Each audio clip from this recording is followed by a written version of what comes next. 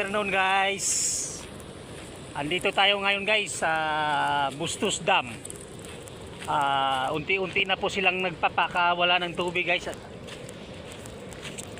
Dahil sa bagyong Krising. Ayun. So guys, let's go. Yan guys. Medyo parang dagat na rito ang sitwasyon dito sa Bustos Dam guys. Bali pinubuksan na po nila yung lahat ng rubber. Kasi pag hindi sila magbubukas guys, yung mga rubber na yung nasa taas, puputok po yun sa sobrang lakas ng volume ng tubig. At yung nasa gitna pala guys, yun yung pumutok ng rubber niyan nung mga nakarang buwan. Kaya hindi pa naayos guys. Mga sandbag muna nilang nilalagay nila riyan para kahit papaano mamaharangan yung tubig, hindi riktang maka-apekto doon sa baba.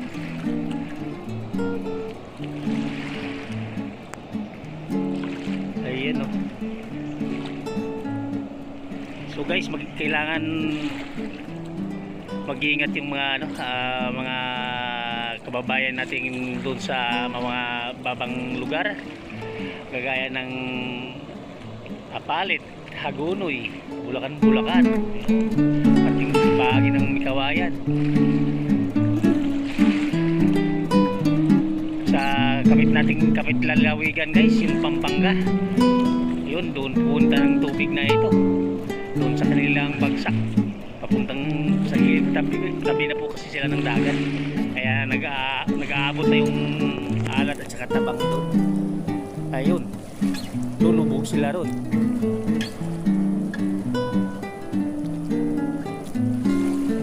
Ayun.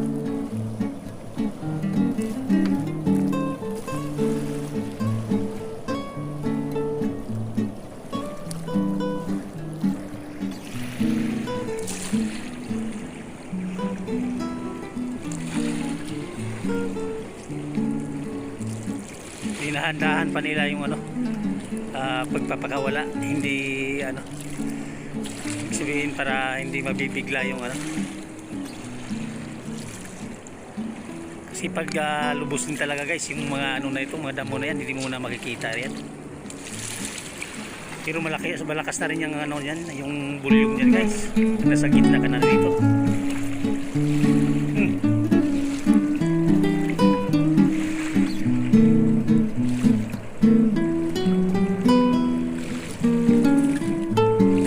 Marami ng mga isda dyan guys na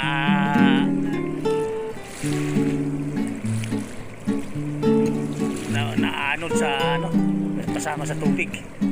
Ayun, marami ng ibon na nagsilikaran, naghahanap ng pagkain. Mga hilo ang mga isda dyan pagdating sa baba. Tingnan lang natin dito guys, parang napaka na mababaw ang kumbaga. Pero pag malapitan mo guys, mataas yan. Bali 3 baitang-baitang yan. Unang baitang doon sa taas, pagdating sa pangalawang baitang, yun, wasak na yung tubig, hindi na ganong lakas ang volume nun. Pagbaba na naman sa isang baitang nun, lalong bababa, mahihina yung volume nun hanggang sa abot dito, hindi mabibigla. Kumbaga hindi diretso yung lakas niya papunta doon sa baba, papunta doon. Ay, si Miss Universe guys, sumama. Ayun o, nag-ano din siya, nag-video rin siya. Ayan.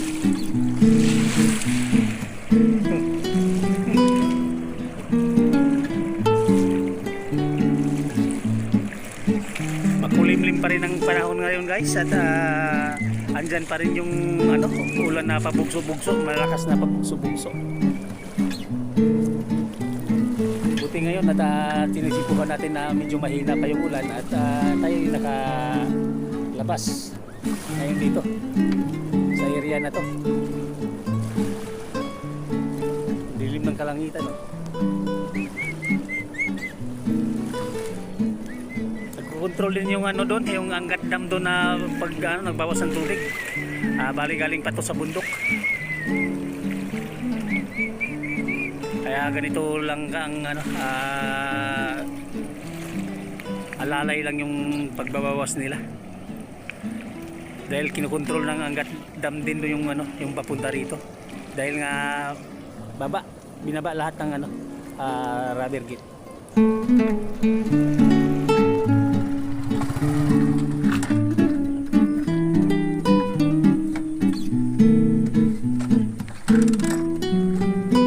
Cellphone kasi.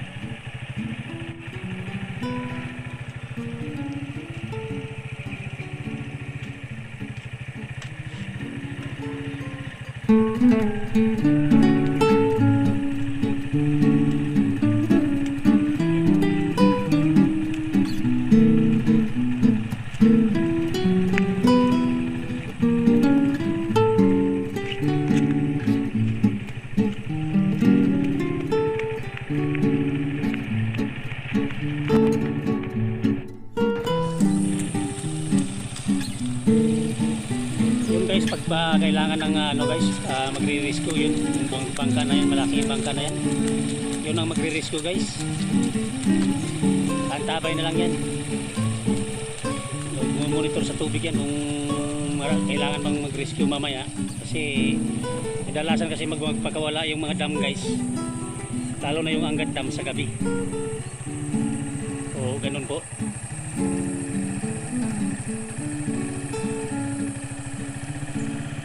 Hanggang doon yan guys, oh.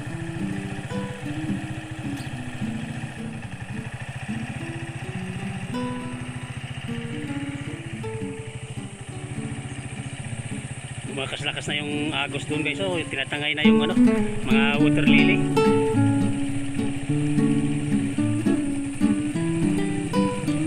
So guys, lumalakas yung ulan guys, at hanggang dito na po tayo. Maraming salamat sa inyong pagpapanood guys. Thank you for watching. Bye bye.